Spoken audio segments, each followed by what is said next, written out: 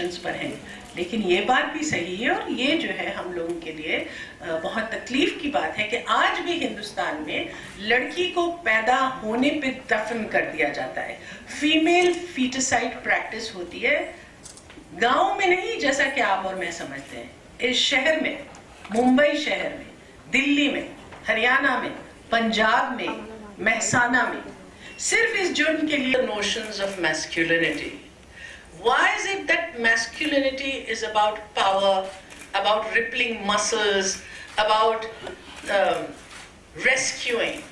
Why is masculinity not also about equal respect? Why is it not also about compassion? Why is it not also about dignity? जब तक मर्द और औरत एक साथ कंधे से कंधा मिलाकर आगे नहीं बढ़ेंगे, सही मानों में हम औरतों के सशक्तिकरण को पूरी तरह से नहीं मना सकते। तो आप देखिए कि मैंने इन दिनों में ऐसा किया था कि कई सारे टेक्स्ट बुक्स मैंने देखे थे 3rd स्टैंडर्ड के बच्चों के लिए, क्योंकि ये तो हम कहते हैं कि शिक्षा बहुत जरूरी है, लेकिन किस तरह की शिक्षा उस पर कम तवज्जो देते हैं।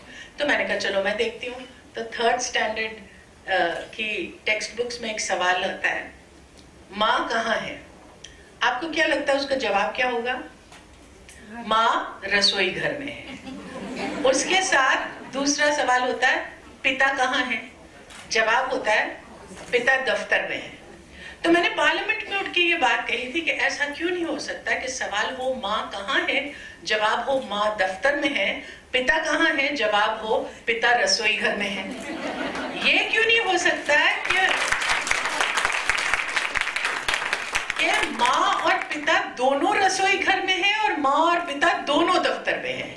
हम क्यों अपने 3 साल के बच्चों के लिए ये तय कर देते हैं कि लड़कियों का काम अलग है और मर्दों का काम अलग है? इस माइंडसेट को हमको चेंज करना पड़ेगा, क्योंकि हमारा जिस तरह का पेट्रियार्कल सोसाइटी है, जिसमें आज भी लड़के के पैदा होने पर लड्डू बहाए जाते हैं और लड़की के पैदा होने पर आंसू बहाए जाते हैं, हमको अपना ये सोचने की जो जहनियत है उसको बदलना होगा।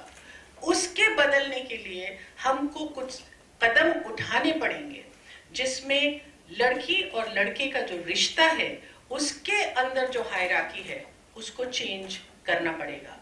और हम लोग जब नजर उठा के देखते हैं तो चाहे वो डॉक्टर्स हों, चाहे वो बैंकर्स हों, चाहे वो पॉलिटिशियंस हों, होता ये है कि अगर बच्चा घर पे बीमार है तो ये ऑटोमेटिकली मान लिया जाता है कि माँ घर पे रहेगी, बाप अपने दफ्तर में जाएंगे। क्यों?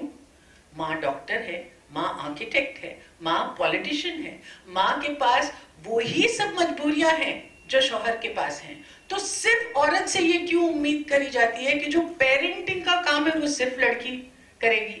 क्यों हम लोग ऐसा सोचते हैं कि अगर औरत किसी बहुत इंपॉर्टेंट पोजीशन में है और शाम में उसको अपने किसी क्लाइंट्स को एंटरटेन करना है तो उसका शौहर उसके साथ नहीं आएगा, वो बोलेगा मैं जोरू का गुलाम हूं क्या कि तुम्हारे लोगों के साथ जाऊं। लेकिन वो इस बात पे पूरा यकीन रखेगा कि अगर मुझे किसी को एंटरटेन करना है तो मेरी बीवी जरूर मेरे साथ जाएगी। इस तरह की सोच को औरतों ने खुद अपना लिया है। औरतों ने खुद ये समझना शुरू कर दिया कि हाँ ये हमारा रोल है, हमको उससे मुक्ति दिलानी होगी। हमको औरतों को जो बराबरी का मौका नहीं मिलता है वो बराबरी का मौका देना लाजमी है और ज़रूरी है, तभी हम इंटरनेशनल वुमेन्स डे को पूरी तरह से सेलिब्रेट कर सकते हैं। आजकल हमने जो देखा है, जिस तरह का वायलेंस हमको हमारे शहरों में नज़र आता है, हमारे मुल्क में नज़र आता है, ये बहुत खतरनाक ट्रेंड पे ये बात जा रही है।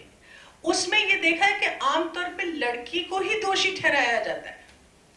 अगर तुम्हारे साथ बलात्कार हुआ है, अगर तुम्हारे साथ वायलेंस हुआ है तो तुम कसूरवार हो। तुम रात में अकेली क्यों जा रही थी? तुम रात में अपने बॉयफ्रेंड के साथ क्यों जा रही थी? तुमने इस तरह के कपड़े क्यों पहने थे? तुमने बहरहाल एक सोचने का तरीका है कि अगर लड़की पे जुल्म होता है तो किसी तरह से लड़की ही उसके लिए रिस्पॉन्सिबल है। पहली बार निर्भया के बाद ये हुआ कि हमारी सड़कों पे लड़कियां और लड़के दोनों साथ आए और उन्होंने कहा shift the blame, shift the shame, shame the perpetrator not the victim. इतना जोर से लड़के और लड़की सामने आए कि सरकार को बात माननी पड़ी और सरकार ने जस्टिस वर्मा कमीशन बिठाया, जिसके तौर पर अब एक प्रोटोकॉल बनाया गया है। पहले लड़कियां बलात्कार जो हैं रिपोर्ट भी नहीं करती थी, क्योंकि जब उनके साथ एक इतनी ज्यादती हुई है और वो गए हैं पुलिस स्टेशन में, तो पुलिस का रवैया ये होता है कि कसूर तो तुम्हारा ही हुआ होगा, तुमने ही कुछ गलत किया होगा। और जिस तरह के सवाल उस लड़की से किए जाते थे, उस लड़की को ऐसा लग रहा था जैसे कि वर्बली दोबारा उसका रेप हो रहा है। उसके बाद आप उसको लेकर जाते कटहरी में, आप उसको कोर्ट में लेकर जाते, वहां जिस तरह का डिफेंस लॉयर्स जिस तरह के आपके सवाल पूछते हैं, उससे आपको लगता है कि तीसरी बार हमारे साथ बलात्कार हो रहा है। इसलिए लड़कियां रिपोर्ट नहीं करती थी। अब क्योंकि जस्टिस वर्मा कमीशन का एक प्रोटोकॉल है कि जब आप जाएंगी, जिस तरह से आप अपना एफआईआर दर्ज करेंगी, जिस तरह के सवाल पुलिस को पूछने की इजाजत है, ये सब स्टैंडर्डाइज हो गया है। और ये एक अच्छा तरीका है ये बोलने के लिए कि वो लोग जो पुलिस में हैं, वो लोग जो हमारे बड़े बड़े पोजीशंस पर हैं, उनको समझना जरूरी है कि इक्वालिटी की बात इस मुल्क के लिए जरूरी है, क्योंकि ये मुल्क प्रगति कर ही नहीं सकता अगर इसकी 50% लोग और आबादी पीछे रह जाए। मगर मैं ये जरूर बोलना चाहती हूँ कि जब औरतों का सशक्तिकरण हुआ, when women become empowered, I would hope that they change the notion of power itself, so that it becomes not about the powerful wielding power on the weak, but it becomes a sharing of power. If when women become powerful, they're going to behave exactly like men.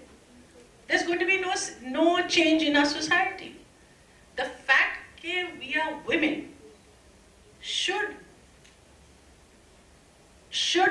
inform our attitude towards the world. मैं समझती हूँ कि मर्द और औरत एक दूसरे से अलग हैं। मैं ये नहीं कह रही हूँ कि बेहतर हैं, मैं ये नहीं कह रही हूँ कि कमतर हैं, मगर मैं समझती हूँ औरतों का सोचने का तरीका अलग है, और वो जो अलग तरीका है सोचने का, उसको हमको डिबेट में लाना है। हमको ये कहना है कि चाहे वो इन्वायरमेंट हो, चाहे वो मेडिसिन हो, चाहे वो पॉलिटिक्स हो, चाहे वो न्यूक्लियर एनर्जी हो, हमारा सोचने का तरीका डिफरेंट है, और उस सोचने के तरीके में हमको शामिल कीजिए। लेकिन कुछ भी ऑटोमेटिकली नहीं होगा। मैं आपको एक बहुत सैड किस्सा बनाती हूँ। ये जब निर्भया के बाद ये तय किया था कि नहीं पुलिस स्टेशन में औरतें ही होना चाहिए, औरतें जो है पुलिस अफसर्स होंगी तो बेटर होंगी, लेकिन औरतों ने भी तो वही पेट्रियार्कल माइंडसेट इंटरनलाइज किया है। तो एक औरत को उसके पति ने बहुत बुरी तरह से मारा था, उसकी आंख फूट गई थी, उसका हार्ट टूट गया था, तो वो डर रही थी और जाना नहीं चाह रहा था पुलिस के पास। लेकिन मानुषी जो मैगजीन है उसने कहा कि नहीं, आपको एफआईआर तो दर्ज करवाना पड़ेगा। वहां एक पुलिस ऑफिसर औरत बैठी, वो बार बार उससे सवाल कर रही थी कि तुमने क्या किया, आज क्या गलती की कि तुम्हारे शौहर ने तुमको पीटा। तो उसने बोला मैंने कुछ नहीं किया। तो कहने लगी कि तुम्हारा शौहर क्या पागल है कि बिला वजह तुमको मारा था, कुछ तो तुमने किया होगा, बताओ सुबह से तुमने क्या किया। तो औरत ने कहा मैंने कपड़े धो के सुखाने के लिए रखे थे और बारिश आ गई और मैं कपड़े उठाना भूल गई। तो वो पुलिस ऑफिसर कहती देखा, मैंने कहा था तुम्हारा कसूर है। अभी तो हम हंस रहे हैं, लेकिन ये कितनी तकलीफ की बात है। इस तरह से हमारी सोसाइटी में कितनी औरतें हैं जिनके माँ बाप के पास वो जाती हैं और कहती हैं कि मेरे शौहर ने मेरे ऊपर हाथ उठाया, तो कहते हैं शौहर ही तो है, एक थप्पड़ मार दिया तो क्या हुआ, उसके लिए आप शादी थोड़ी छोड़ के आ सकते हैं। तो ये एक्सेप्टेंस ऑफ वायलेंस हमारे डीएनए में आ चुका है। और जब आप गांव में जाते हैं और गांव में देखते हैं, तो जो 8 साल की लड़की है और 8 साल का लड़का है, उनकी पोजीशंस में दुनिया भर का फर्क है, क्योंकि वो 8 साल की लड़की घर का पूरा काम करती है, वो अपने छोटे भाई बहनों का काम करती है, उसको स्कूल नहीं जाने देते हैं क्योंकि वो कहते हैं कि नहीं भाई स्कूल जाएगा। ये चीजों को जब हम बदलना शुरू कर देते हैं, मैं एक बहुत छोटे से गांव में मिजवा आजमगढ़ में, जहां मेरे पिताजी की पैदाइश हुई, वहां काम करती हूँ। और ये बिल्कुल गांव की लड़कियां थी, ये कभी निकली भी नहीं थी अपने गांव से। बहरहाल किसी तरह से उनको हमने पढ़ा लिखा कर, और उन्होंने अपने आप दहेज के ऊपर एक प्ले लिखा, और जयपुर में जाके, वो अपने गांव से कभी बाहर नहीं निकली थी, लेकिन एक इंटरस्टेट लेवल पर जाकर उन्होंने अपना प्ले किया और उनको पहला नंबर मिला।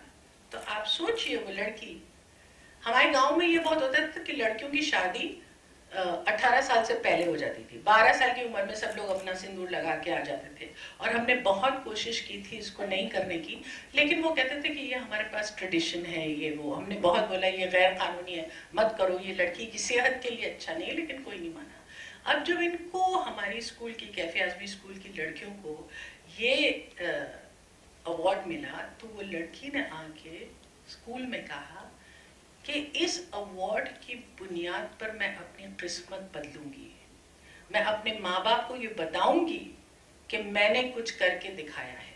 तो अब आप मुझे मौका दीजिए कि जिस तरह से मैं जिंदगी जीना चाहती हूँ मैं जीऊंगी, और मैं 18 साल से पहले शादी नहीं करूंगी। पूरे स्कूल, प्रिंसिपल, टीचर्स, सबने शपथ ली। ये शपथ ली कि अगर इस एरिया में किसी भी लड़की को 18 साल से पहले उसकी शादी पर जोर लगाया जाएगा, तो सब के सब जाके वहां धरना करेंगे। और इतना छोटा सा गांव, उसका सोचने का तरीका बिल्कुल बदल गया है। तो जिस चीज को हमको बदलना है वो है हमारी सोच। सोच जिसमें ये माना जाता है कि लड़का जो है किसी भी वजह से लड़की से सुपीरियर है। हमने ये देखा है कि जहां जहां लड़कियों को बराबरी का मौका मिला है, हमने ये देखा है कि जब आप सीबीएसई एग्जाम्स देखते हैं तो ज्यादातर होता है कि लड़कियां जो है लड़कों से बेटर करती हैं। तो इक्वल और जो बराबरी की अपॉर्चुनिटी है, बराबरी की अपॉर्चुनिटी हमको अपना हक समझ के लेना चाहिए। मेरे पिताजी ने आज से 70 साल पहले एक नज्म लिखी थी औरत, जिसमें उन्होंने कहा था, जिंदगी जहद है सब्र के काबू में नहीं, उड़ने खुलने में है निखत खमे गेसू में नहीं, जन्नत एक और है जो मर्द के पहलू में नहीं, उसकी आजाद रविश पर भी मचलना है तुझे, उठ मेरी जान मेरे साथ ही चलना है तुझे।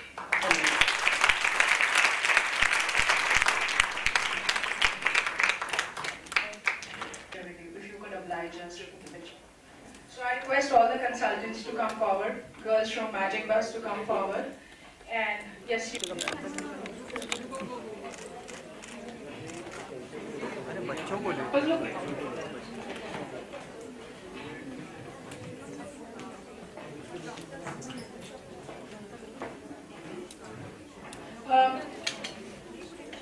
Asha madam, Dr. Ferwani, Dr. Khudai ji, may I request you to come forward, please?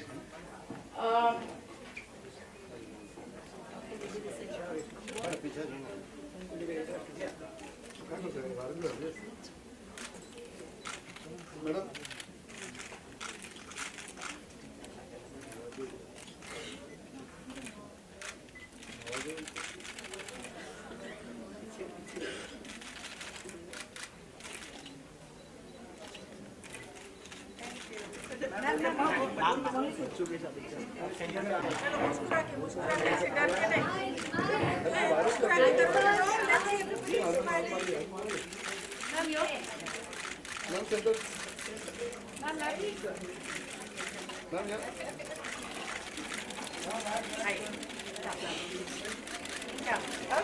Thank you, ma'am.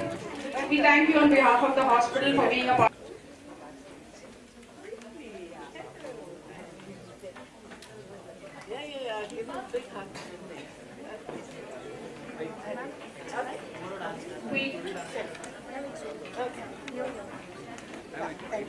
We now continue with our cookery show as well as the dance session. We have a session for Magic Bar students. The dance session, Tanya will just arrange it in 10. We'll just arrange it in 10 minutes. We request you to be here. Thank you all.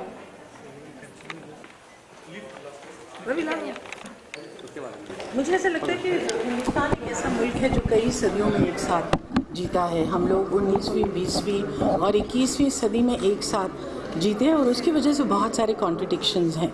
तो जब हम महिलाओं के बारे में सोचते हैं तो हिंदुस्तान में एक तरफ से हमारी प्राइम मिनिस्टर महिला रह चुकी हैं, हमारी प्रेसिडेंट महिला रह चुकी हैं, बहुत सारे इम्पोर्टेंट पोजीशंस में महिलाएं हैं।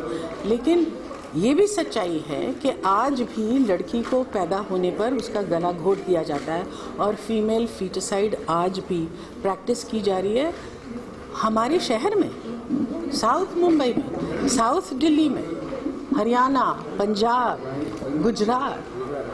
तो ये स्थिति जो है चेंज होना बहुत ज़रूरी है। कोई भी समाज, कोई भी मुल्क अपने आप को सभ्य नहीं कह सकता अगर उसकी 50% आबादी जो उसकी महिलाएं हैं वो पीछे रह जाएं।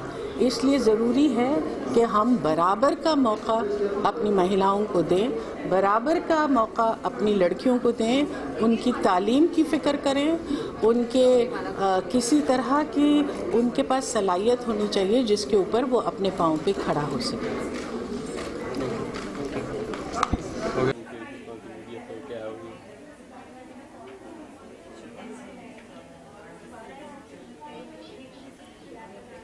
काम ऐसा होता है कंप्यूटर पे क्लिक करके इसमें तो लिखा आता है क्या बात है।